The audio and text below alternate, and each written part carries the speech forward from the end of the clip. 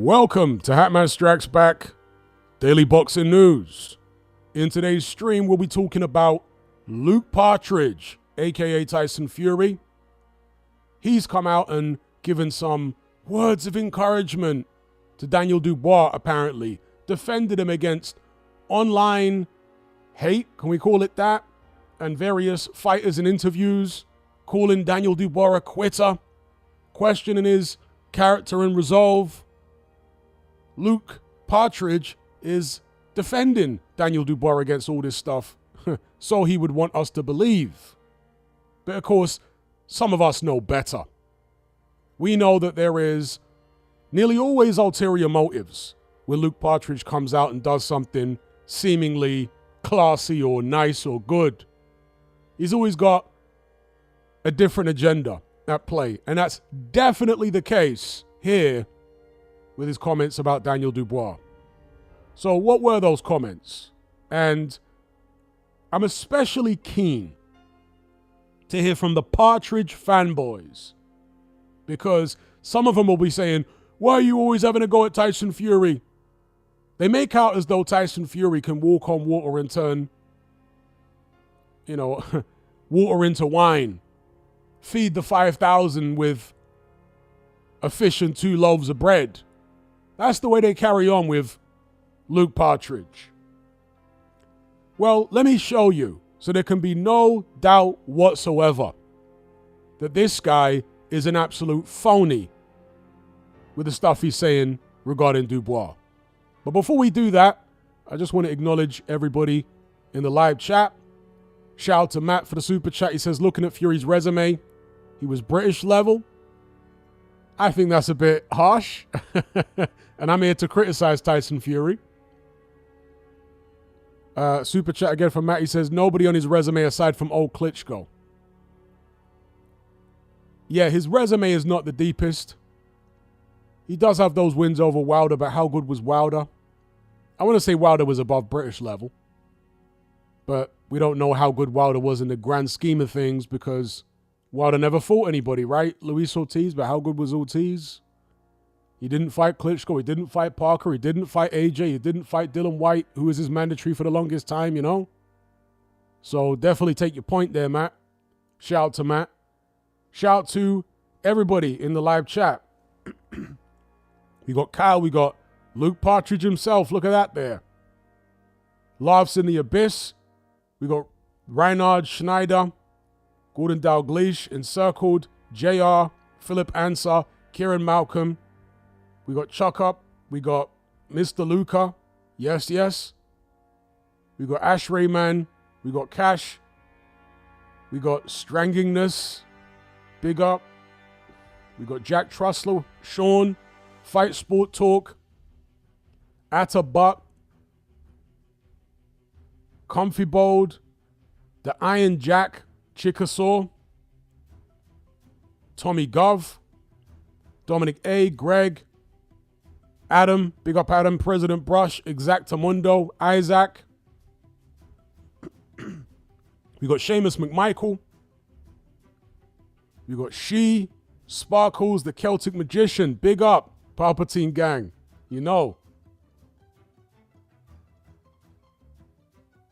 Hold tight. Just lost someone there. B-Man, hold tight. Big up Tommy Gov, yep, Phil Ansar. Greg, Zach Tamundo, Isaac, yep, got those in. And anyone else I've missed. All right, so, big up Matt again for the super chat. He says, in the 90s, Wilder would be murdered in the ring. The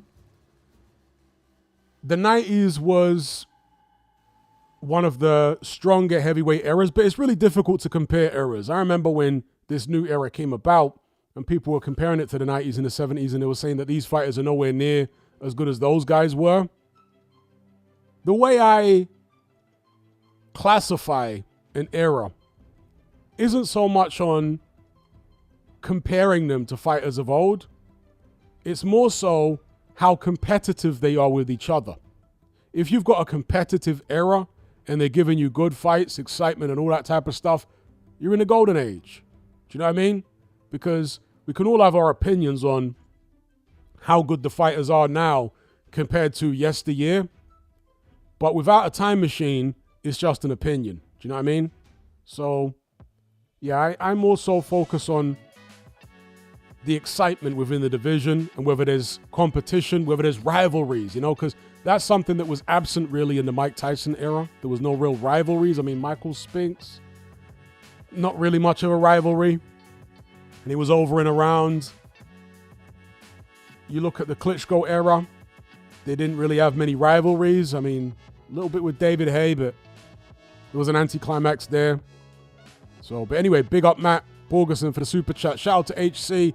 He says, I tuned in specifically to hear you give Luke the business. Please save some stick for Simon Jordan too, who still refuses to give Usyk his credit. All right, let's get on to Luke Partridge right now. Big up HC. Let's get on to Partridge so we can fully expose the lies, the propaganda, the gaslighting that this guy's carrying on with. So, these are comments that he made on his Instagram page following Daniel Dubois' second defeat to Alexander Usyk. He said, there's a lot of jealousy in boxing, especially when an individual's making a lot of money. A lot of jealous fighters slagging someone off who did his best and had the guts to get in there. He goes on to say, the lad did his best. He wasn't going to win the fight, and he's better off getting out of there. There is no cowards in boxing. Can you believe this is Tyson Fury saying this? There is no cowards in boxing. When you're in that ring fighting world champions, there is no cowards. So these are the apparent classy comments from Luke Partridge. The ones that Frank Warren wants to tell us all about. Oh, he's such a classy guy, Tyson. He's come out and with these words of encouragement for Daniel Dubois, defended him, and nobody's a coward. In boxing, if you step in the ring, you've got heart, so on and so forth. How people have got such short memories, including Frank Warren, is beyond my understanding. Because if we rewind back to 2023, we don't even have to talk about when Anthony Joshua lost to Andy Ruiz and Tyson Fury was sticking the boot in. Where was this class then? Right? We don't even have to rewind back that far. That was 2019. No, we only need to rewind back 2 years. We don't need to even talk about another fighter aside from Daniel Dubois or Alexander Usyk. Because just 2 years ago, this is what Luke Partridge had to say after the first Usyk-Dubois fight. Tyson Fury insists Alexander Usyk should have lost to Daniel Dubois as he labels both men as quitters. Fury said, I thought he lost to Dubois and quit, so he's a little quitting coward. And once you quit once, you'll always quit, just like we saw with Dubois. He quit too, so that was two quitters fighting each other. It's tough to say somebody's quit, but Usyk quit with a body shot and rattled around the floor like a little coward for 5 minutes. And the other one quit with a jab. But the truth is the truth, and that's it. He was surprised to see, well, this is the article talking about Fury, saying he's surprised to see Usyk on the canvas and the manner that he went down. Fury said, I thought he was a warrior. I thought he was a little fighting man, but he's clearly not. He's just a little wussy. And Partridge goes on to say, if Usyk is a good little boy, he might be an option. But if he isn't, he'll be just another foreign middleweight that stays out in the cold. So Fury actually gave away the fact that he was continuing to duck Alexander Usyk. Remember, this is after the first Usyk-Dubois fight. So I want to hear from the people who think that Fury's so classy and all this stuff with the comments he made about Daniel Dubois. Let me explain to you what Tyson Fury is really doing here. Because we know that his words of encouragement are fake. I've just proven it to you. Because he was calling Usyk and Dubois both cowards and quitters after their first fight. What Tyson Fury is doing here is he's trying to get the public back on his side. That's all it is. This is PR by Tyson Fury because he wants that third fight with Alexander Usyk. And he knows it's going to be a difficult sell. He's trying to push this ridiculous narrative that he got jobbed on the cards in both fights. He knows not everybody's going to go for that. He knows if he's to get an Usyk trilogy match, he's going to need to have some type of public support to get that trilogy match. There's going to need to be a demand for it. And so this is his very cynical way of trying to get back in the public's good graces by opportunistically coming out with his stuff after Dubois lost to Usyk again. It's no coincidence that Fury started piping up in the run-up to this fight. I got robbed, this, that, and the other. It's no coincidence. He's trying to exploit the excitement around the fight to his own benefit. Try and keep himself relevant again. And after the way that Usyk dismantled Daniel Dubois, again, put it in the public consciousness that I'm the only guy who can challenge Usyk. I'm the only one who's been able to beat the guy. He's literally going around saying he beat Usyk. I mean, what a joke. Talk about gaslighting. Like we didn't see with our own eyes Usyk beat him twice. Like two independent, separate punch statistic companies in CompuBox and Jabber both had Usyk outlanding Tyson Fury in both fights. Not just with overall punches, but even with power punches. Fury wants us to ignore all that, ignore our eyes, and go along with this narrative that he apparently easily beat Alexander Usyk both times. Listen, this guy couldn't lie straight in bed, Luke Partridge. He's such a liar, a manipulative individual, and he just never stops. It's pathological with this guy. He can't help himself but be manipulative. It just never flipping stops. Shout out to Warts for the super chat. He says, imagine an ideal world where Luke wasn't such a CUNT, Wilder had a decent IQ, and Khan has a Khan has a triple G level chin. That really would be a parallel universe. Shout out to Mr. Luca for the super chat. He says, Daniel Dubois would still have a go on Partridge. Yeah, and this is, for those who haven't heard me explain it before, the reason that Partridge is downplaying the likes of Anthony Joshua, Daniel Dubois before the fight, and everybody else, because he doesn't want to take a risk against anybody else. Tyson Fury is a very good fighter, but he's never been as good as he wants us to believe he is. He's been going around for years saying that he's the greatest heavyweight of all time. Not just the best of his generation, the greatest of all time. He's not that. But the way he bridges the gap between how good he actually is and how good he wants us to believe he is with lies. That's how he bridges that gap, because there's a gap between how good he claims to be and how good he actually is. He bridges it with lies and hopes that you'll buy it. He doesn't try to prove in the ring by taking on all comers and all sorts of different challenges. And no, he doesn't do it that way. Because he obviously doesn't believe that he can. So his way is to say, oh, these fighters are all rubbish. Just give me another go at Usyk. I beat him twice already, but got jobbed. If he goes and fights somebody else to earn his shot, which is what he should be doing, there's a chance he gets beat by somebody else, and then he can't call himself the best. He can't even call himself second best heavyweight in the world. So we need to get ahead of Tyson Fury's BS here. Just as we've got ahead of Tyson Fury's BS in the past, with the way this guy is carrying on. Shout out to Coach Flips. Shout out to Swaggins. He says, Hatman, who you got, Partridge versus Triple Downs? Triple D. I'd like to see Triple D come back first, because I'm not sure whether he quit against Usyk this second time. It's possible he did. But how many times, if he did quit, how many times can that happen before he's mentally shot? Do you know what I mean?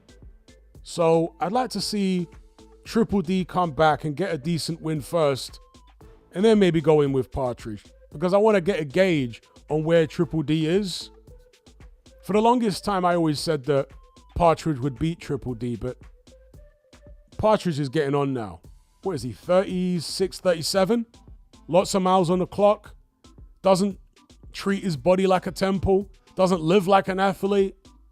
You know, some people are of the view that Usyk is slowing down, but his slowdown has kind of been masked by Partridge's deterioration, if that makes sense. So what they mean to say is Partridge is deteriorating at a faster rate than Usyk. So maybe the Partridge fights flattered Usyk a little bit, but that would kind of be negated or disproved perhaps by the fact that Usyk just went in there against Daniel Dubois, a 27-year-old, and dismantled him in 5 rounds. So anyway, long story short, I want to see Triple D back in the ring before I make a prediction on whether he would beat Partridge. But up until very fairly recently, I saw that as a win for Partridge. I just thought stylistically Partridge would get to him, but now I don't know. We'll see. Things are changing. Fighters age. Shout out to Coach Flips. He says, when are we going to acknowledge the fact that Fury used the whole mental health thing to try and get the public on his side? Well, yeah, many of us have been saying this for years. Absolutely, that's what Luke Partridge did. I never believed that his mental health issues were anywhere near as bad as he was making them out to be. I never bought it because I know how manipulative this guy is. Yes, he will do something as cynical as playing up a mental health issue to get public sympathy. I've got no doubt about it in my mind that he's that type of guy. There is a pathological dishonesty with Luke Partridge. That's just how he is. It's like he cannot help himself being dishonest and lying, and because it's non-stop. If he could help himself, why does he do it so much? It's like his dad. John Fury is just a BS artist by nature. I don't think he necessarily wakes up thinking, okay, I'm going to tell this lie or tell that lie. I think that's just the way he's wired, you know? John Fury is just a guy that, when he opens his mouth, nonsense is going to come out. BS is going to come out, you know? That's just the way he's wired. Shout out to Clement for the super chat. He says, comparing Usyk to Ali is delusional. They dominated in different eras, but boxing evolved. In a fantasy fight, Ali loses. For example, McEnroe wouldn't make today's ATP Top 100. He was way too slow. Well, yeah, I mean, like I say, this is why I prefer to compare resumes rather than focus on who I think would win a fantasy matchup, you know, and styles make fights and all that. Because a resume is a body of work which allows you to assess a fighter's greatness in a more tangible fashion. Do you know what I mean?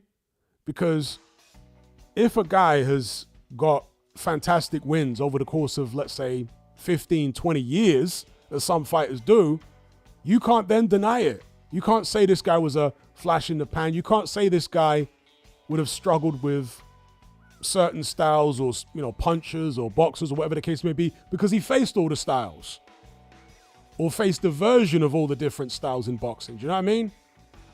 So that's why I tend to go more so with resume rather than focusing on a fantasy matchup scenario.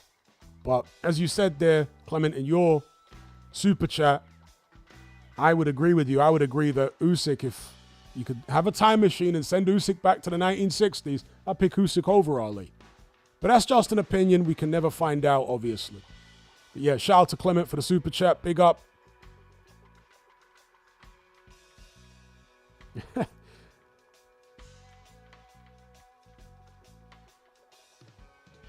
So Aspie Pilled says, Fury is like a narcissist girl with BPD, bipolar disorder. Elliot says, have you noticed Shane Fury seems to not be around anymore? Maybe it's because he said that his brother lost to Usyk. You know, after the first fight, he said he rewatched the fight and he had Usyk winning.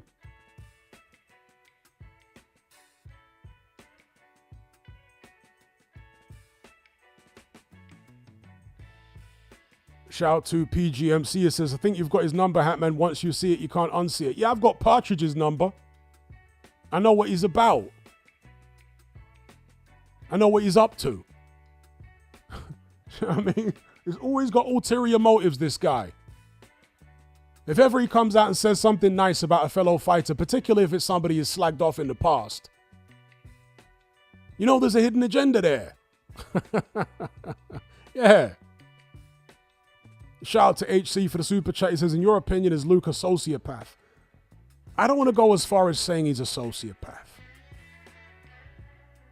I don't want to go as far as saying that because I don't have enough evidence to convince me of that. What I can tell you is he's a pathological liar. That much is evident. Yeah, the guy's a pathological liar. He's narcissistic, but narcissism is really a spectrum, you know? It's a narcissist is not all narcissists are equally narcissistic. That's what I mean to say. So he's definitely more on the, you know, could I call it extreme end of narcissism? He's not as narcissistic as his dad John. His dad John might actually be borderline sociopathic, psychopathic. His dad John maybe. But Tyson I don't think is as extreme as his dad. But yeah, certainly a pathological liar. Shout out to HC. Shout out to Swaggins for the super chat. He says, I was such a big Partridge fan back in the days. Had a Gypsy King t-shirt. I put that t-shirt in the bin the night he announced the Chisora 3 fight. And here's the thing. People might not believe this, given how I go in on Partridge. But I used to like Partridge as well. When he was on the come up, when he had a go at David Price and Tony Bellew, I thought that was hilarious, although he did duck David Price. Let's be real. And, of course, when he dethroned Klitschko. I mean, I was very impressed by Partridge when he fought Kevin Johnson. I thought he was fantastic that night.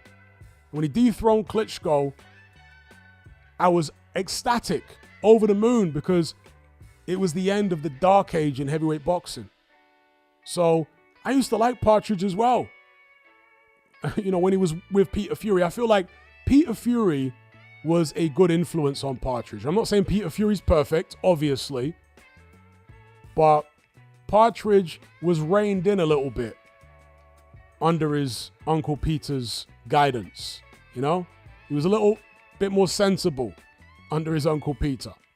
But since he got rid of Peter, it's been an absolute SHIT show from there on in. So yeah, I used to like Partridge, but that was before I realized what he's really all about.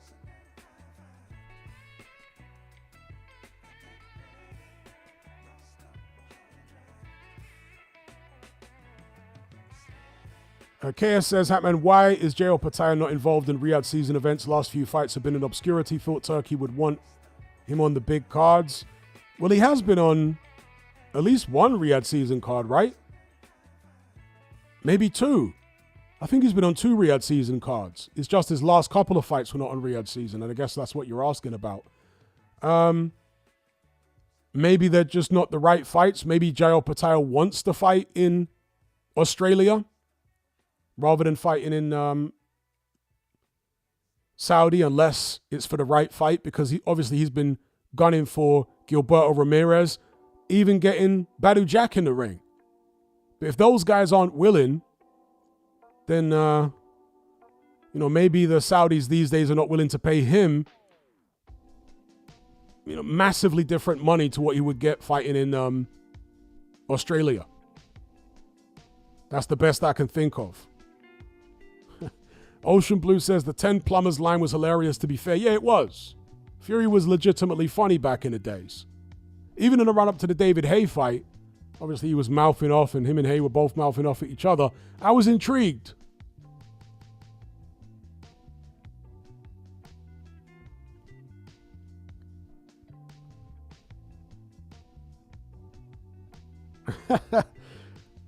All right, Jimmy says Partridge is 2 leaves short of a pear tree.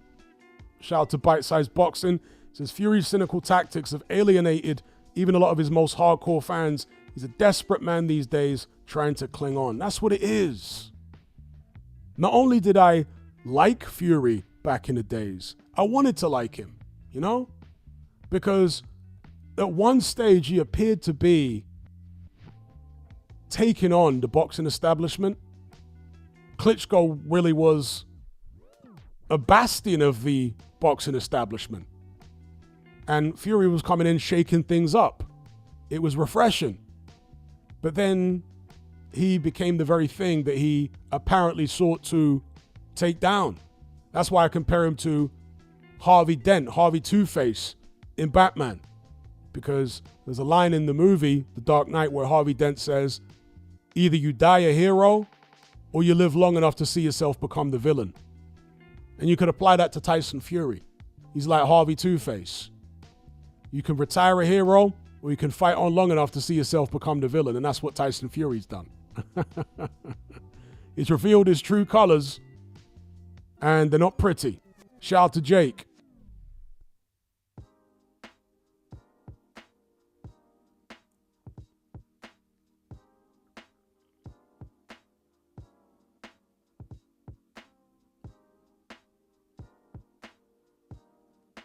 Dolly says, I'm confused. Didn't Fury fall out with Billy Joe Saunders for quitting when his eye socket was broken?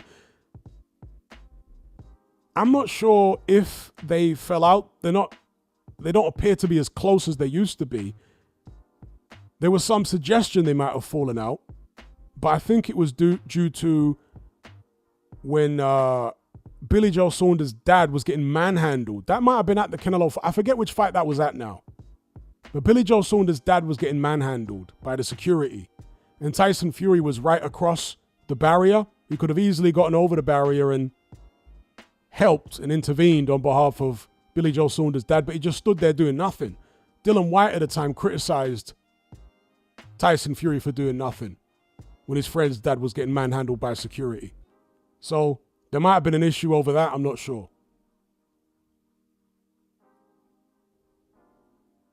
Shout out to Belt Loops Matter. He says, Fury and AJ are good fighters, but they don't do anything great. Not sure why they were expected to beat Usyk just because they're heavier. Well, in boxing, you can think something, but you never know until you know. So, going into the first AJ Usyk fight, my prediction's still up.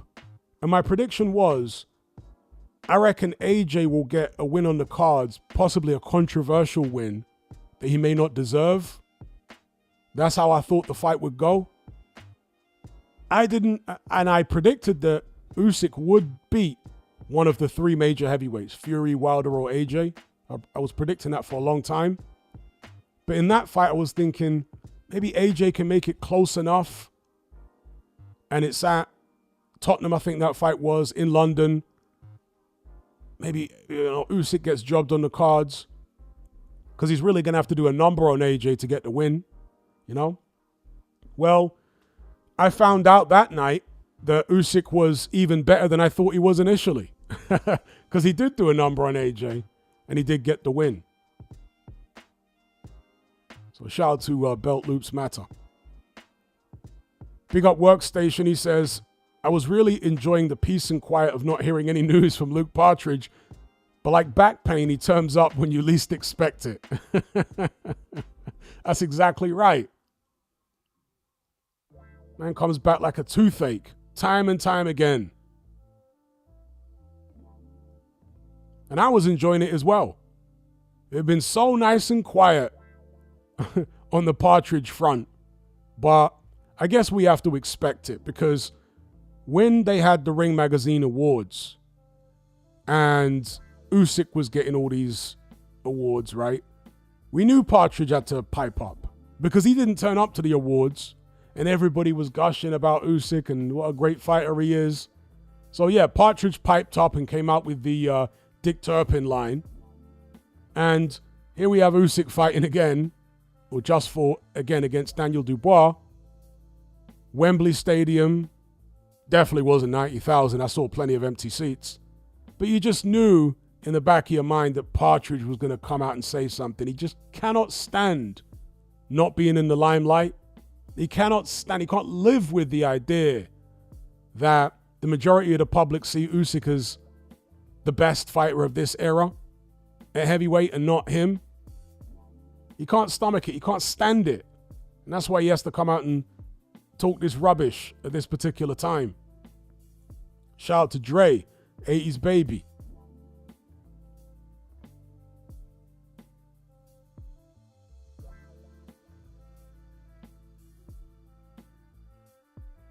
That's right, Striker. Big up Striker. He said, AJ actually chased greatness. I'll give him that. I'll always give him that. Yes, AJ did chase greatness. He tried. He just weren't good enough at the end of the day. But he had the right idea in his head. He conducted himself the way you would want a champion to conduct themselves as far as going for the biggest fights, the most dangerous opposition. That's what he tried to do.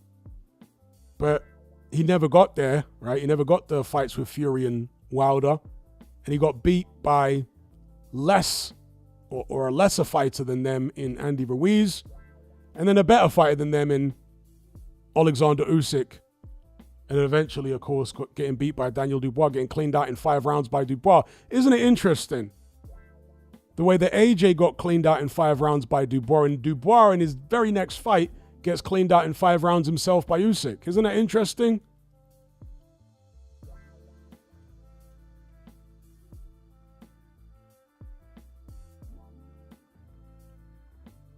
Shout out to Belt Loops Matter for the super chat. He says, I still think prime Larry Holmes would give Usyk a better fight than any current heavyweight because of his jab and their similar size and speed. That would be a very technical fight, Larry Holmes versus Alexander Usyk. Very, very technical. And yeah, Holmes' jab was phenomenal. Because when you talk about the great jabs of all time, you can start with someone like Joe Louis, who had a great jab. But his jab was kind of slow, like a lot of his punches were. A slow, thudding, but accurate jab, well-timed. You then move up and look at Muhammad Ali's jab. He had more of a flicking jab, but he was mobile. He could move around the ring and hit you with a jab at the same time. Land jabs on you moving backwards, side to side. So it was a very useful weapon. You then look at, skip over Holmes for a second, Lennox Lewis's jab. Lewis would vary his jab a lot. Sometimes he'd pull with it. Sometimes he'd throw a stiff jab. It was a good jab. But I wouldn't put Lennox Lewis's jab up there in, let's say, the top 3, personally. Vladimir Klitschko had a fantastic jab. It was powerful. It was accurate. It was snappy. But Larry Holmes' jab, I still want to say that's the best jab. I mean, you could even talk about Sonny Liston, right? I forgot to mention him. He had a fantastic jab, powerful jab. George Foreman had a great jab.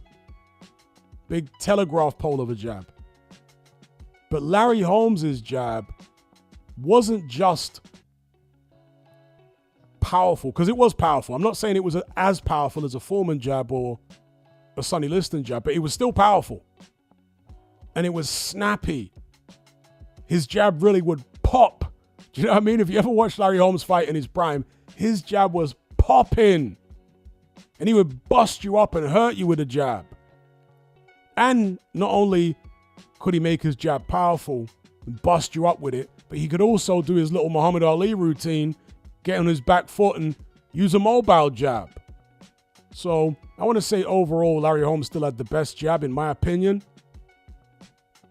And with that weapon, and he would have been trying to use that weapon overtime against Usyk. But here's the thing. If Larry Holmes' jab didn't work against Usyk because it was negated by the southpaw stance, I think it's very difficult for Holmes to win the fight. They're basically more or less the same size. Usyk is a little heavier, right? But of course, this is an Usyk in his late 30s. I reckon when Holmes was in his late 30s, he was probably a similar weight to Usyk.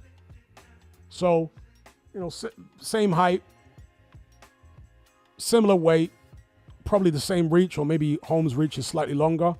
It'd be a real good technical affair, but I think it would come down to whether Holmes can get his jab popping against the southpaw. If he can, then yeah, maybe he gives Usyk a lot of problems. Guyon says, Buster Douglas showed a great jab against Tyson. Yeah, Buster Douglas always had a great jab. He always had a great jab, Buster Douglas.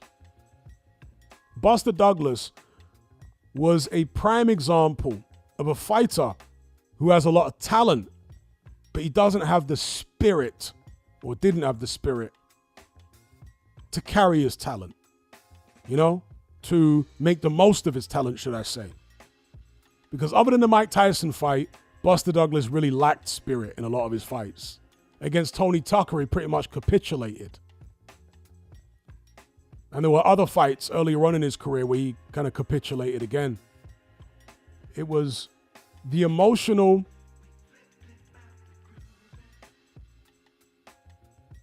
can I call it emotional trauma? The emotional charge that Buster Douglas got a couple of weeks before the Mike Tyson fight, where he lost his mother. He was very close to his mother. Buster Douglas was kind of a gentle soul, and he got that from his mother because his dad was like a hardcore guy. His dad was a former professional fighter as well, and he was always frustrated and disappointed in his son because his son was like a gentle soul, like the mother.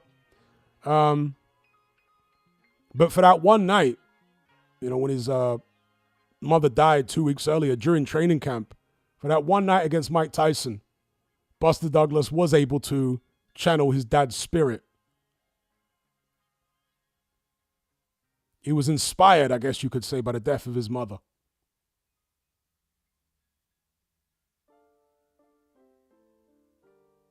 Hold tight, Seashell. She says, to be fair, you have to have the mindset you are the best. Otherwise, why are you there? Fine line. Of course. I mean, there are a lot of narcissists in boxing.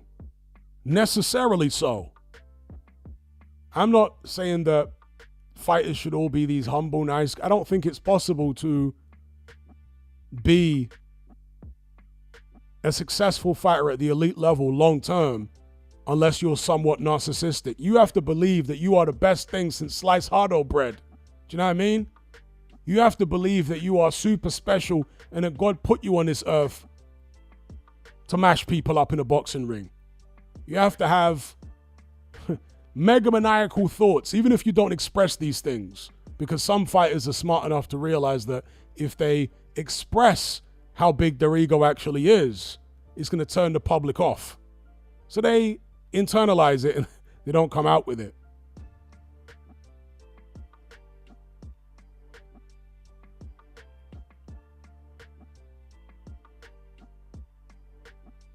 Ayed says, apparently Sky is signing Wasserman. Is that right? That'll be interesting. Wasserman are a much more experienced, competent outfit than Boxer. And I did wonder whether that was going to happen after Eddie Hearn left Sky. But it didn't. Somehow Ben Shalom came out of nowhere and he got the gig. But yeah, it'll be interesting if Wasserman signed with Sky and start doing shows over there.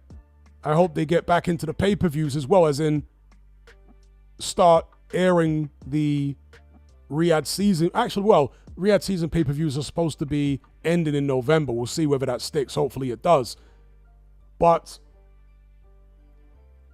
for those who don't know or haven't heard, DAZN are not stopping pay-per-views. It's only Riyadh season and Ring Magazine cards, which will no longer be pay-per-view from November. Because Eddie Hearn actually did an interview where he said, we're still going to do pay-per-views.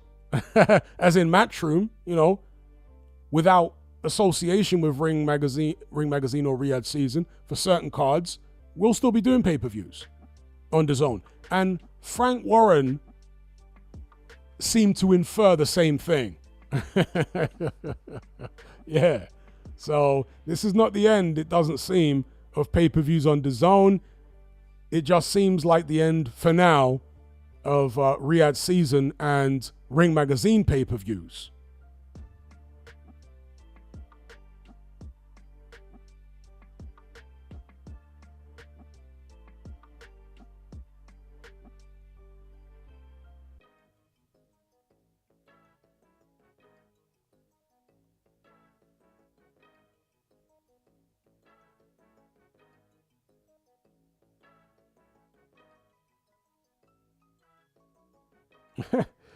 Jake says, Hatman, would you prefer to see Fury viciously KO'd like a Hat and Pac-Man job, or spar one round with a politician of your choice? Definitely spar one round with a politician of my choice. As insufferable as Partridge is, it's only boxing. It doesn't really hurt people's lives. He's an annoyance, whereas politicians do really bad stuff. So, yeah, definitely have to be the politician.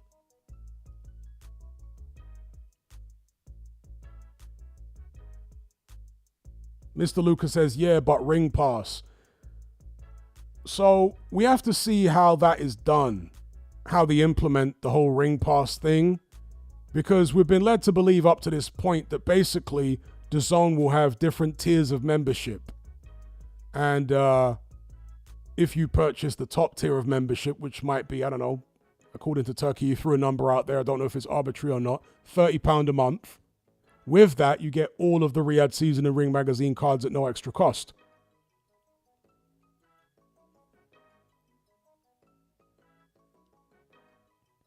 Shout out to Bobs for the super chat. He says, the newer is better argument doesn't work in boxing due to the greater role of intangibles. Sports science helping tennis players, is dandy, but boxing is inherently violent and involves toughness. Okay, so you make some good points there. And Anthony Joshua really exemplifies what you're talking about. Because Anthony Joshua is like the quintessential 21st century athlete. He's got all these sports scientists around him, monitoring his diet, monitoring his heart rate during, training sessions. Everything is meticulous. He's like the modern day version of Holyfield in that regard. Because Holyfield was kind of like the first, or one of the first fighters in any weight class in boxing to employ sports science and stuff like that into his training regime. And now it's almost standard thing, right? Anthony Joshua, with all his sports science and all his high-tech training, goes in there against Andy Ruiz, who presumably didn't have all that sports science behind him, looking at his physique. And although he does get dropped, he manages to get off the canvas and stop Anthony Joshua in 7 rounds. So, I hear you. Sometimes people put too much stock into modern training methods and nutrition and all that type of business. Yeah, sometimes they do. So big up Bobs for the super chat. Shout out to J. Cole for the super chat. He says, I'd love to see Usyk fight a great inside fighter like Bo or Tyson. The best we have is Caballero. Stylistically, I'd rather that than Parker. Yeah, I would go with that as well. Firstly, Caballero is unbeaten. Joseph Parker's tasted defeat. Joseph Parker, as resurgent as he's been in the last couple years, still hasn't come out on top in a dogfight. He still hasn't come out on top in a dogfight, folks. He's boxed his way to victory. But in terms of being dragged into the trenches and forced to, go mano a mano, he's never come out on top in that kind of fight. He didn't come out on top in that kind of fight against Joe Joyce. He didn't come out on top in that kind of fight against Dylan White. Joseph Parker has never shown any quit in him, but he hasn't been as vicious as I would have liked to have seen. Whereas Ajit Caballero has been vicious. So if I had to pick out of the two, who I would prefer to see fight Alexander Usyk next, I'd say Caballero. Although you can make an argument that Parker deserves his shot sooner than Caballero. I mean, according to Frank Warren, he's going to get his shot sooner than Caballero, whether we like it or not. But yeah, just because Caballero's unbeaten, I want to say he's fresher than Joseph Parker. And he's shown a viciousness that Parker maybe hasn't shown that much. So I'd like to see Caballero get his opportunity next in an ideal world. And yeah, Mike Tyson, I've been a critic of Mike Tyson over the years, not because I've got anything against him. For me, Mike Tyson's the most exciting heavyweight of all time. Not greatest heavyweight of all time, most exciting heavyweight of all time. The only Mike Tyson fight that was somewhat dull ever was the Tony Tucker fight. That's it. Or actually, no, excuse me, two. Bone Crusher Smith and Tony Tucker. Two of Mike Tyson's fights, and I think he might have had 60 fights. 2 out of 60 fights was somewhat dull. He was fantastically entertaining, that guy. And with Mike Tyson, this was famously said about him, and it's absolutely true, there was no feeling out process. So that's why Mike Tyson became so popular, because he was just a dream for casuals and hardcores alike. Hardcores like Mike Tyson because there was a lot of craft to what he did. He wasn't just an Antonio Margarito, a guy who comes forward throwing loads of shots and he's willing to take shots to land shots. No. Mike Tyson was a sophisticated pressure fighter. There was a lot of footwork there. There was a lot of feints. There was a lot of head movement, counter-punching on the front foot. He had immaculate punch technique, great balance, punch variety, great hand speed, a ferocious attacking spirit, right? So a guy like that against Alexander Usyk never faced anybody like Mike Tyson, but to be fair, Mike Tyson never faced anybody like Alexander Usyk either. But looking at that Derek Chisora fight and what Chisora was able to get done in the early rounds, Mike Tyson will be like that, but times 3 or 4. Much faster than Chisora, much more explosive, better balance, closes the range down more quickly. That really would be, I think, a tale of two halves. Either Usyk survives the early rounds unscathed against Tyson and maybe stops him late or wins the decision, or he gets taken out. Broken down and taken out maybe by the 7th. I'm not sure which way it would go, but it'd be a hell of a fight. I'll tell you that. A hell of a fight. And also, one of the reasons why I'm not willing to pick Mike Tyson outright to beat Usyk, I might have done so in the past, but when I'm rethinking it now, I'm kind of hesitating, is because Mike Tyson never fought a southpaw. And pressure fighters, as great a pressure fighter as Mike Tyson was, they tend not to cope as well against southpaws as long-range boxers do. Because straight shots are usually the antidote against southpaws.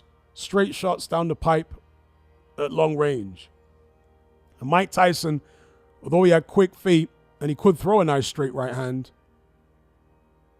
would he really be able to get that shot on at long range to be the antidote for the southpaw? I don't know, man. It would have been fascinating to see how he attempted to tackle Usyk. Mike Tyson was also known, especially earlier on in his career, in his pre-World Championship days, he was known to fight southpaw for brief periods in fights. And I'm wondering whether he would attempt that against Alexander Usyk, Shout out to J. Cole for the super chat on that one.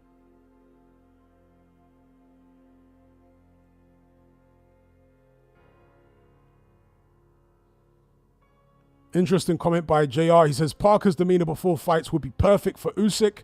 Ultra respectful and complimentary. However, I think he lacks the talent to beat him in the ring.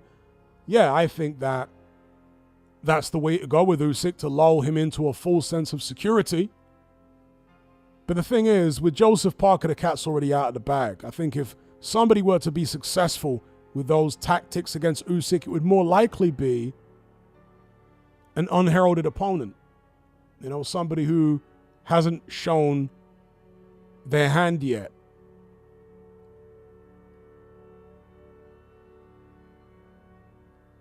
Shout out to Jake. He says, Hatman, what was your favorite Tyson KO? My favorite Mike Tyson KO, and there were so many amazing KOs. I can list a bunch of KOs that I loved by Mike Tyson. The Carl Williams KO was great. The single left hook, the way he ducked under Williams' jab, and then came up with his tremendously fast, powerful hook and ended the fight there and then in round 1. That was a great KO. His KO of Berbick, where he hits him with the, again, left hook, and Berbick goes down like 3 times from the one punch, or 2 or 3 times. That was a great KO. When he knocked out Reggie Gross, the hitman. Reggie Gross is literally a convicted hitman. Mike Tyson slipped a combination from Reggie Gross. Reggie Gross must have let off 10, 15 punches. Mike Tyson slipped most of them, and then again retaliated with a left hook and flattened Reggie Gross. Gross got up, but Tyson put together another combination and done him. But probably my favorite Mike Tyson KO of all time, because there's so many great KOs, so many spectacular KOs, because he was so ridiculously fast when he would open up with combinations. It was crazy how quick he was. Crazy in his prime. But probably my favorite Mike Tyson KO would be the Pinklon Thomas KO. The way he unleashed on Pinklon Thomas was like breathtaking. It was breathtaking. Anyone who hasn't seen that, I recommend you go watch it. Mike Tyson versus Pinklon Thomas. Tell me that that was not one of the most spectacular finishes you've ever seen. Because Pinklon Thomas had a great chin, and he needed nailing to the canvas, basically. He weren't going to go down easily. Pause. And Mike Tyson did exactly that. He hit him with, 15, 20 punches unanswered. And Pinklon Thomas eventually went down. And there was tremendous accuracy. It wasn't just the amount of punches that Mike Tyson was throwing and hitting Pinklon Thomas with. It's that they were all landing on his chin. He was hitting him with uppercuts, hooks, and all these shots. Bang on Pinklon Thomas's chin whilst coming forward. It's not like he had Pinklon Thomas pinned on the ropes like he had Frank Bruno pinned on the ropes. No. Pinklon Thomas was still like in the middle of the ring trying to get away, and Mike Tyson was coming forward in full flow, cracking these huge hooks and uppercuts, all landed on Pinklon Thomas's chin. I mean, what a fantastic finish that was. Frightening, terrifying for his potential future opponents, seeing that. Shout out to Ben Odom. He says the Michael Johnson knockout. Yeah, Michael Johnson was one of his early opponents.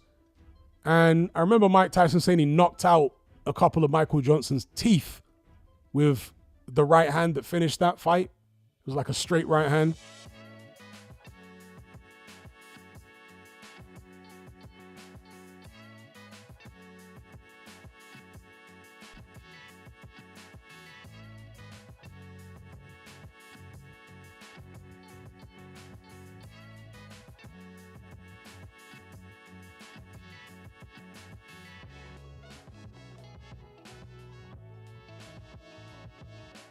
KS says, Hatman, would prime Mike Tyson be considered physically imposing despite being 5'10"? Yes. He was 5'10", 220. Usyk is in the 220s, right? But Mike Tyson was a freak athlete. Not on the track. I'm sure Mike Tyson wasn't a fast sprinter or anything like that. But in a boxing contest, he was he was a freak athlete. To be that muscular, but also well coordinated and ridiculously fast at the same time, it just doesn't happen. Normally a guy with Mike Tyson's type of build, they're going to be kind of slow and clunky, ponderous. But Mike Tyson was like terrifically fast, very well coordinated, great balance. He could move his feet in and simultaneously be moving his head and also setting up shots, countering you on the front foot. So he was a very, very talented fighter, Mike Tyson. The problem, of course, with Mike Tyson's style is that it was a one-dimensional style. It was all or nothing. Mike Tyson couldn't fight on the back foot. if you somehow nullified his very formidable offense, then he really had nothing else. There were no other dimensions to his game.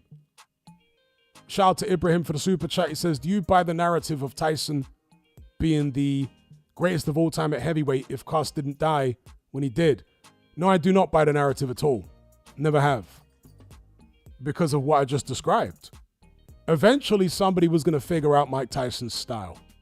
He wasn't around in the strongest era.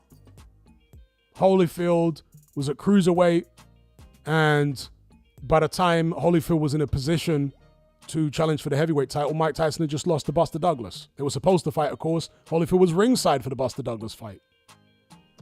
So Mike Tyson never really fought the level of opposition that would later emerge in the 1990s when he was in his prime. Obviously, he later on fought Holyfield in the 96, the first time. Lennox Lewis much, much later. But that's when Mike Tyson was, in the view of most, past his best. But Holyfield was past his best too. So it's like 6 of one and half a dozen of the other. But yeah, long story short, I've never bought the narrative that if Cus didn't die when he did, Mike Tyson would have been the greatest of all time and gone down in history as... No. And I'll use something else to substantiate what I'm saying. Larry Holmes fought a prime Mike Tyson. Yeah? And Larry Holmes said that Mike Tyson is going to destroy himself.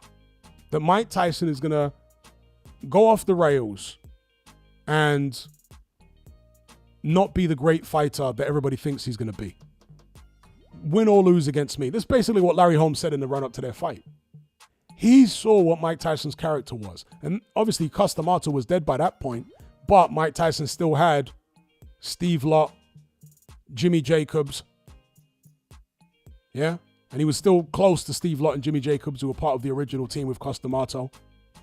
Remember, Cus D'Amato died long before Mike Tyson won the world title. Prime Tyson was a post-Cus D'Amato Tyson.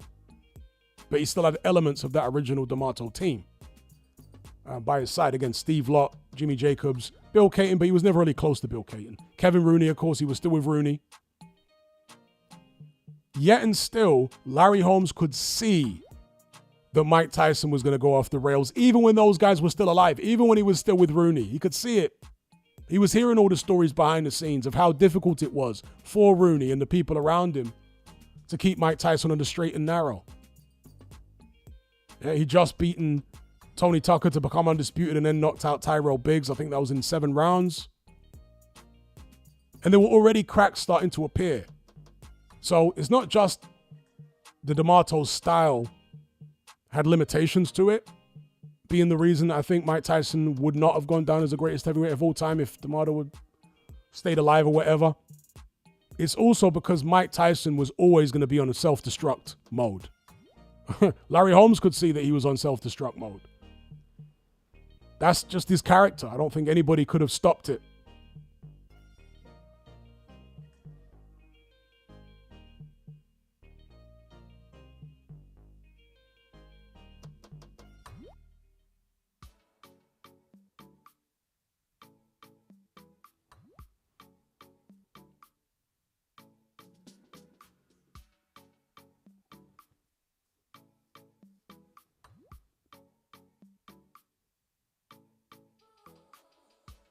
Yeah, that's a good point as well in circle. Mike Tyson always had mental frailties as well.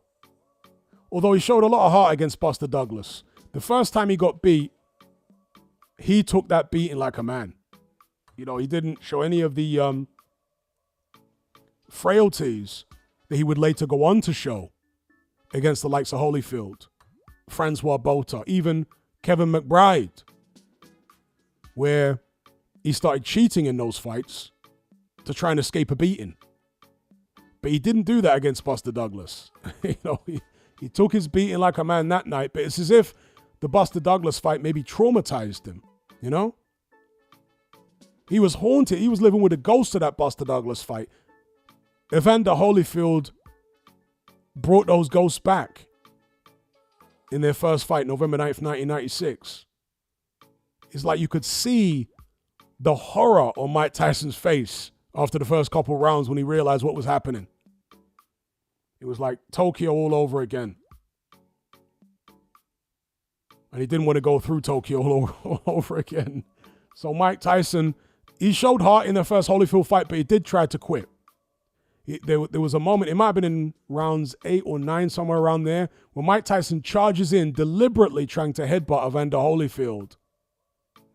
Probably hoping to worsen his own cut and give Holyfield a cut.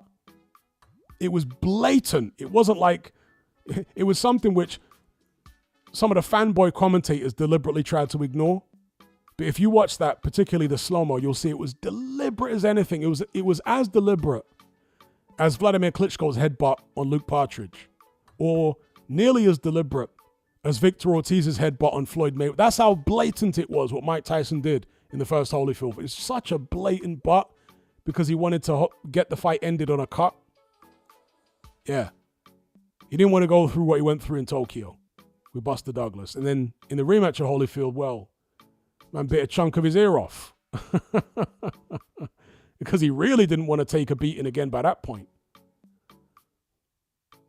A shout out to Jake. He says, Hatman, I'm too young, so I didn't ever see Tyson in his prime, but was he more crazy than Conor McGregor in the public? Both seem wild. Yes, Mike Tyson was more crazy than Conor McGregor. Mike Tyson was very crazy. He got into loads of fights, which are not as documented, obviously, as Conor McGregor's fights outside the ring because there was no smartphones back then or social media. But yeah, Mike Tyson was always getting into fights in nightclubs, in the street. The documented ones would be Mitch Green when he fought him at Dapper Dan's. But there were many others. You know, there were, even when Tyson came back in the 1990s after he came out of prison, there were road rage incidents where he punched up people. There was a time in a hotel where he knocked out 3 guys and he was having to pay off loads of people because of these situations. And yeah, in the 80s, he was uncontrollable. B-Man says, he uses the R word. Well, yeah, Mike Tyson was convicted, but I don't buy that conviction, to be honest. I don't buy it. I've looked into that case, and I don't buy it at all. When you look into the background of Desiree Washington, it's very, very sketchy. One of the things which they didn't reveal during the trial is that Desiree Washington had actually accused, I think it was at least 2 people prior to Mike Tyson, of that same thing. That is a red flag. She's from Rhode Island, right? She wasn't from some big metropolitan area. And she was like 18, 19, and she'd already accused 2 people previously. And then she goes up to Mike Tyson's hotel room. She knows who he is. And he's inviting her up. And she's like, yeah, I'll go up to see Mike Tyson at 2 a.m. I mean, you know, yeah. It's dubious. Do you know what I mean? It's dubious. But here's the thing. Mike Tyson has always maintained that he didn't do what he was accused of doing, what he was convicted of doing to that girl. But he admitted that he has, quote unquote, taken advantage of other women before. Make of that what does he mean by he's taken advantage of others? He says, I never took advantage of her, as in Desiree Washington, but I have taken advantage of other women in the past. What does he mean? By taking advantage of other women in the past. Is he talking about when he was growing up in Brooklyn? You know? I don't know. And that's why he said he was never that mad at that particular conviction. Because it was almost like karma for dirt he got away with in the past. He kind of basically said that.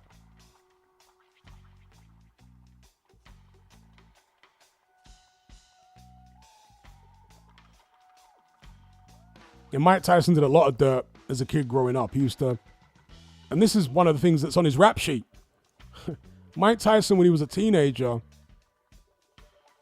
used to offer to help old ladies with their groceries. This is facts. He used to offer to help old ladies with their groceries. I think he might have been, I don't know, 12, 13 years of age or somewhere around along those lines. Probably just before he got sent to the Tryon Juvenile Detention Center, however it's described. Tryon School for Boys, whatever it was called.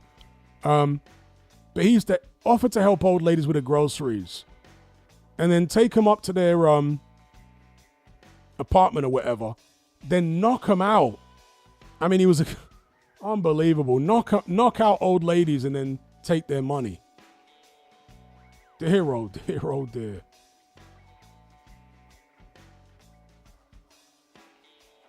So he always had the devil in him.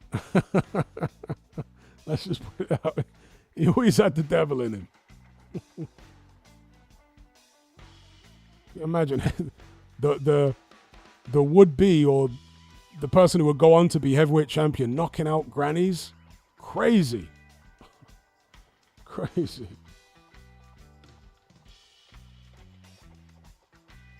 And there was a rapper who's now deceased called Sean Price.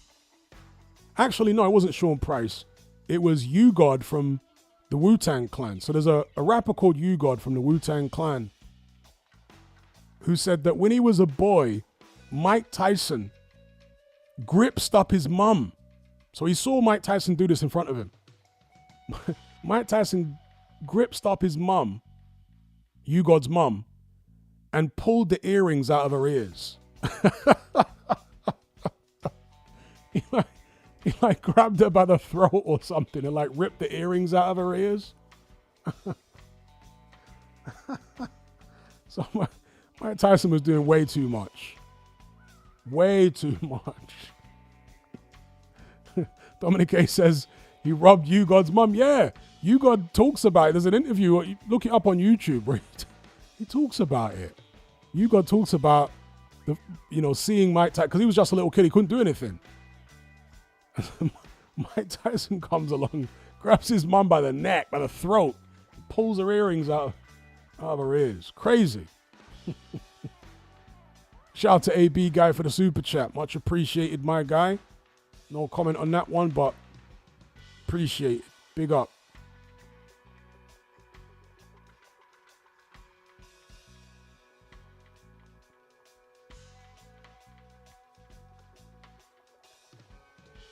Well, Mike Costamato, for one, was raised in a very rough environment himself, so he was used to rough people, Costamato, I think himself, was from the Bronx when it was back when it was an Italian-American neighborhood, so he grew up with the mob and seen all kind of very, very bad stuff himself. So he understood the mentality of Mike Tyson because he came from a similar environment. But Mike Tyson gave Costamato plenty of problems. Loads of problems. Jose Torres spoke about a time when Mike Tyson was just getting totally out of control, running riot in the Catskills there. And Costamato was so upset one time with Mike's behavior that he actually offered Mike out. Costamato would have been in his 70s or whatever. And he told Mike, yeah, come, you fight. You think you're such a tough guy. Come fight me. And according to Jose Torres, Cos was very serious. I mean, make of that what you will. Maybe Cos was demonstrating the psychological hold he had over Mike Tyson by doing that. I don't know. Like when you've got a pit bull or a Rottweiler, a dog that could literally kill you, but you've still got this mental, psychological hold over the dog where it doesn't dare to challenge you. Maybe that's what Costamato was doing with that incident.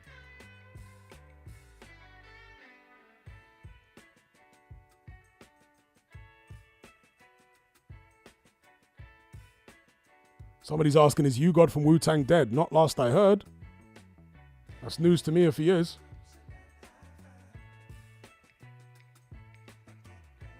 But go check out the interview he does when he talks about Mike Tyson robbing his mum for her earrings, I've never heard of anyone doing that before in my life. Snatching earrings out of a woman's ears. It's so crazy.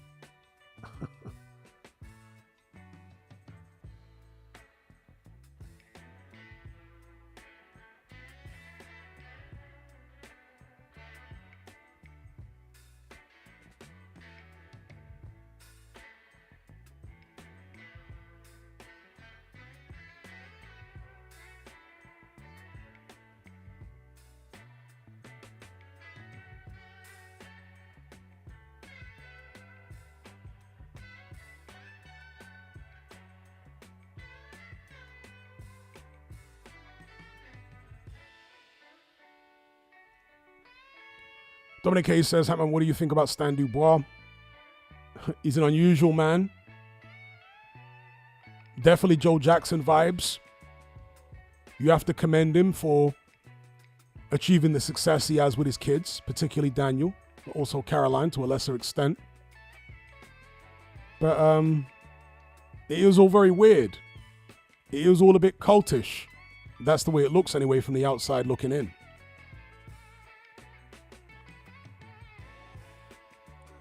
Perhaps it's necessarily cultish, though. If it weren't as cultish, would they have had that success? You could ask the same about Joe Jackson.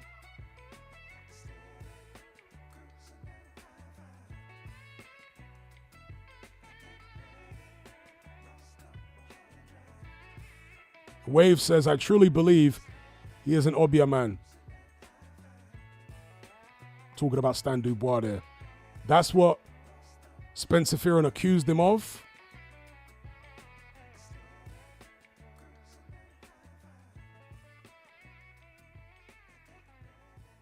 NDO Media says, Hatman, don't you think Moses Atama needs a chin check before any talk of fighting Usyk? He needs a test. I don't know whether he necessarily needs a chin check, but he needs a test. A B-Man says, Teddy did threaten Mike Tyson with a shotgun. Well, it wasn't a shotgun, it was a handgun. I think a revolver. Teddy's talked about it many times in detail. Ibrahim says Spencer Fearon went to church and prayed against Stan on Saturday. Well, Spencer Fearon's a Muslim, so he would have gone to the mosque.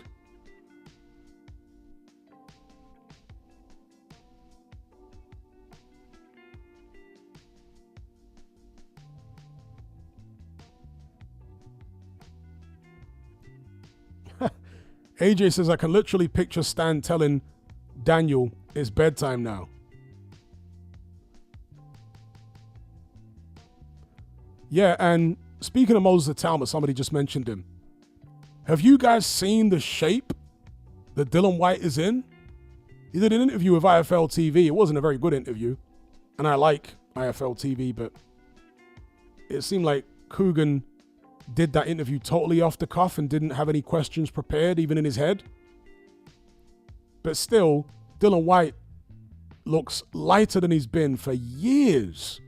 Although, I shouldn't be so bullish in that assertion because you know what heavyweights are like. They can catfish you. They might look slim in interviews and all that type of stuff, but they turn up on the scales and they're like heavier than ever. But the way he looks in that interview is very light. Dylan White. Have you guys seen it? He looks very, very light in that interview. Shout out to Belt Loops Matter. He says, Prime Tyson gives Usyk hell. 5 inches shorter.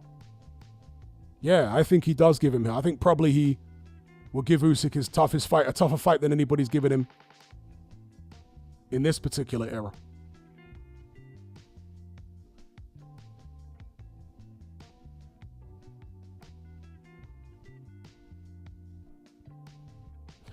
Ayed says White was interviewing Coogan, if anything. Yeah.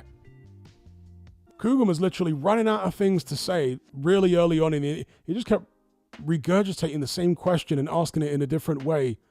I was like, what the hell is this?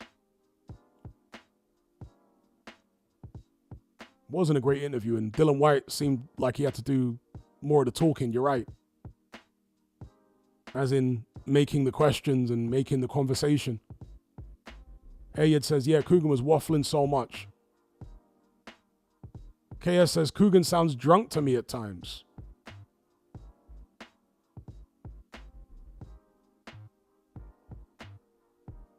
Wave says, Coogan is washed up now. Yeah, I've always been a big fan of IFL TV, but I have to admit they're not what they used to be. They're not what they used to be.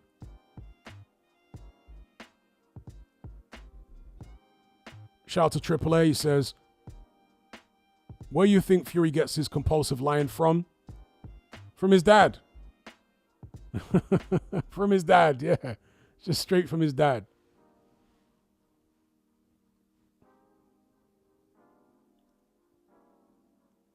Shout out to Joseph King for the super chat. He says, stylistically, the Dubois that beat Joshua is like a professional version of the White that beat him in the amateurs.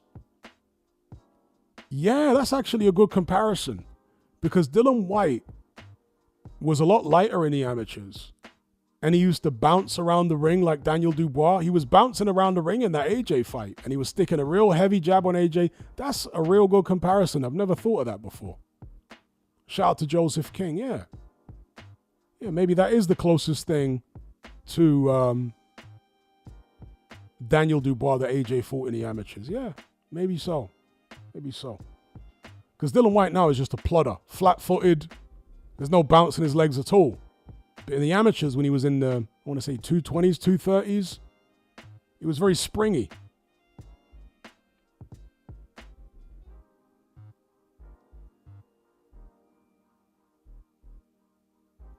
The Celtic Magician says, Partridge's old IFL interviews were gold. Yeah, they were.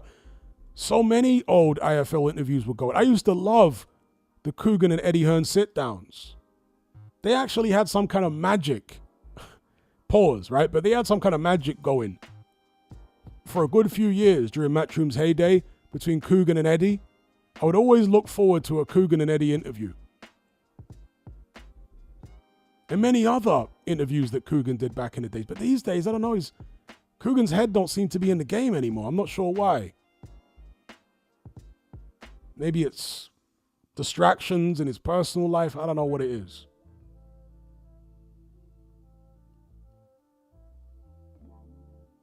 Yep, that's right, encircled. Coogan and Adam Booth used to be funny as well. Yeah, the banter was top. Elite banter between Coogan and Eddie in the old days. And Coogan and Adam Booth. The Coogan and Adam Booth interviews were always started off by Adam Booth basically hazing Coogan Cassius. Adam Booth would make the interviews as awkward as possible, deliberately. He seemed to get a kick out of it. Prince Patel, I mean, that was a classic. The one they did in the gym, which got real hostile between Prince Patel and Coogan. Yeah, that was an IFL classic.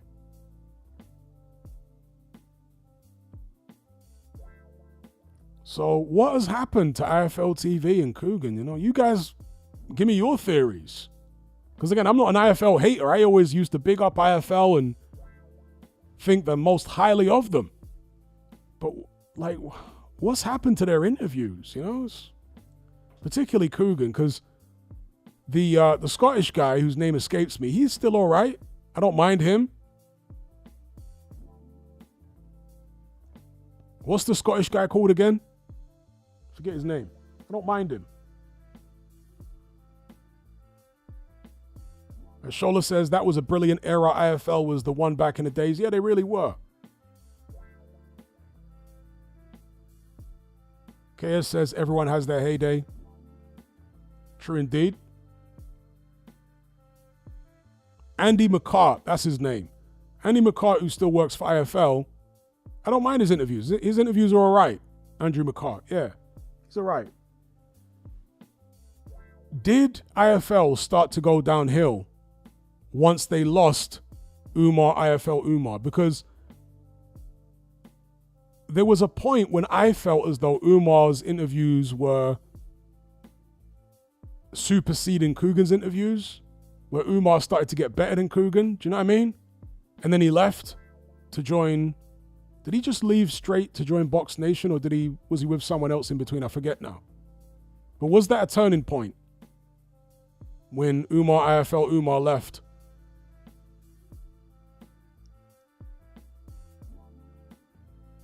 Jake says, Hatman, do you like Parsons?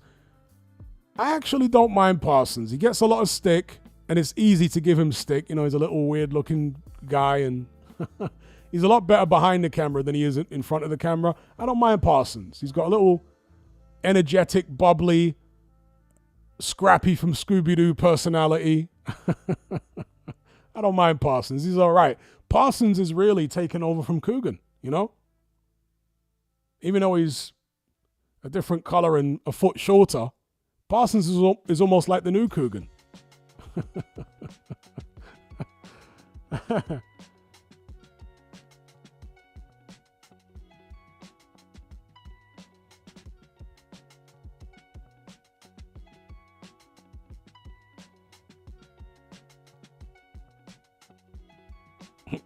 Somebody just referred to Andy McCart as Willie the groundskeeper.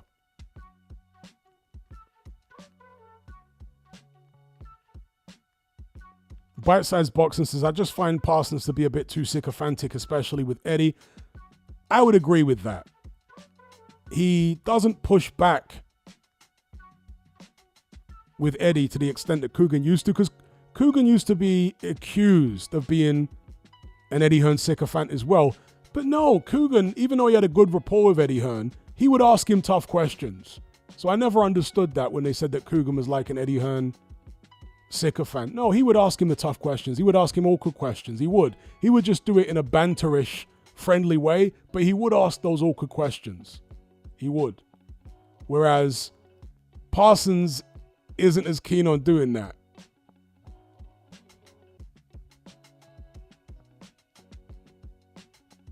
And Eddie Hearn, even though he says it in a joking way, he's being serious when he tells Parsons, I made you. Do you know what I mean? If it weren't for me deciding to give you a seat at the table, you wouldn't have one.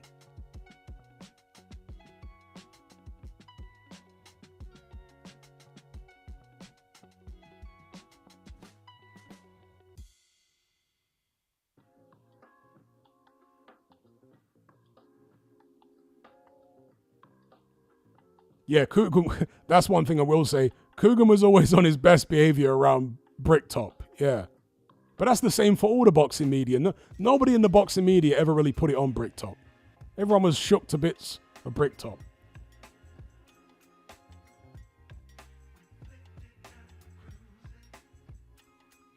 So yeah, Coogan will put it on Eddie, but he was like a choir boy around Bricktop.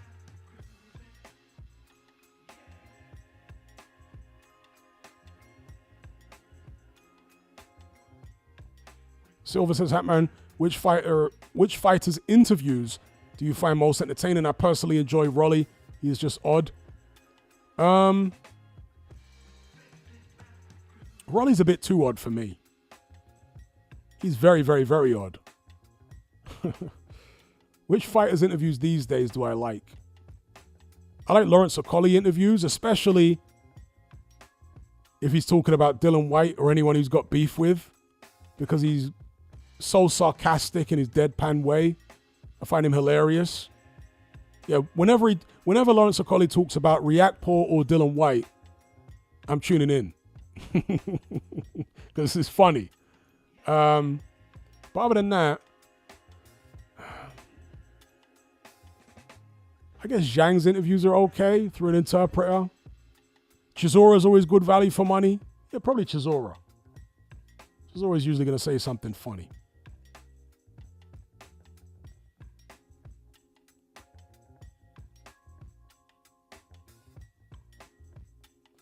Let Me A says, Frank Warren seems unpleasant to interview. That's why I'm shocked the UK seem to prefer him over Eddie. Mr. Lucas says, in quotation marks, sold his bum to Moses. Yeah, that's what Lawrence Okolie said about Dylan White in a recent interview. He says Dylan White ducked him and sold his bum to Moses. And he said it with a straight face. That's what makes it more funny when a collie comes out with stuff like that. He literally says it with a straight face.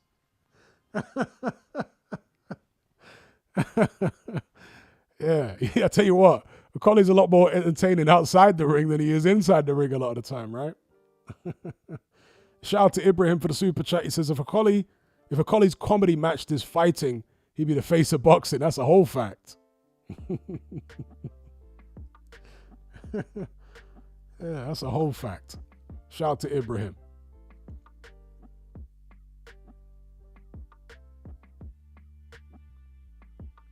Albie says, who's the most deluded fighter in interviews? Well, Partridge has got to be up there now, hasn't he? It would have been Deontay Wilder before, but these days it's got to be Partridge. Also, Harlem Eubank is trying to challenge for that delusional crown right now. The stuff he was saying after that Jack Catterall fight was wild.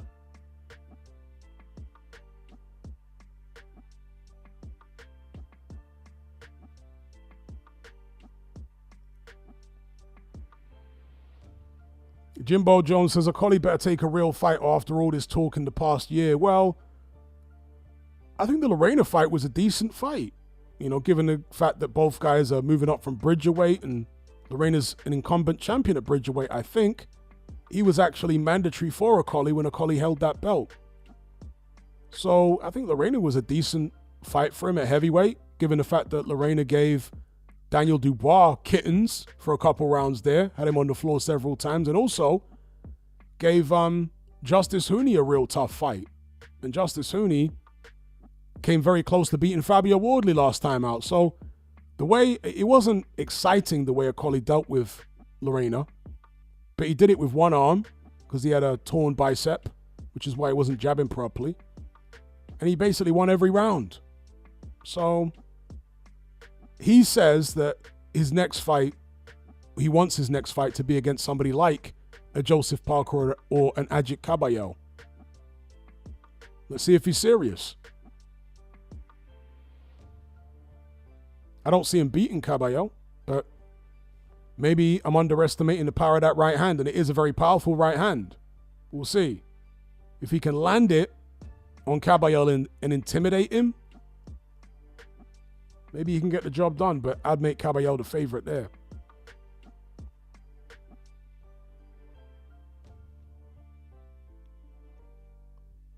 Yeah, Lomachenko was delusional after the Teofimo Lopez fight. That's right, he was. He was a very sore loser.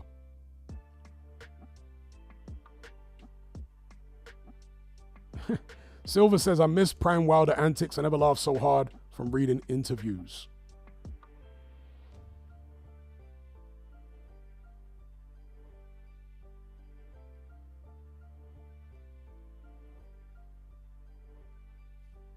Somebody mentioned in Rampage Jackson. I saw an interview with him and Riddick Bowe the other day. That was bizarre. That was real strange. I guess Rampage was trolling Riddick Bowe or something, and Bowe didn't really see the funny side of it. Shout out to Ben Odom. He says, Joe Parker's last 3 fights have deceived the public.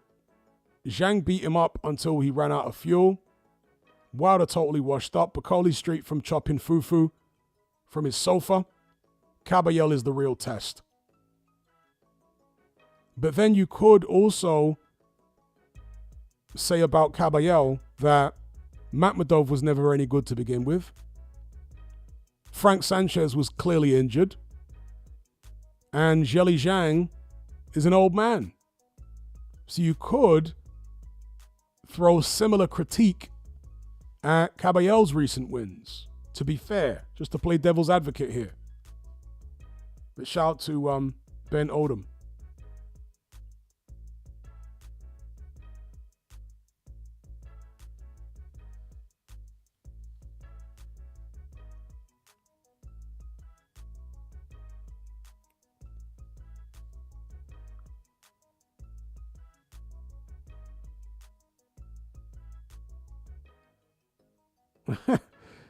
Yon says Deontay Wilder is the only human in history to have an autopsy done while still alive. Yeah, that was his brother, wasn't it? Claiming that the autopsy showed that Wilder had this or that injury.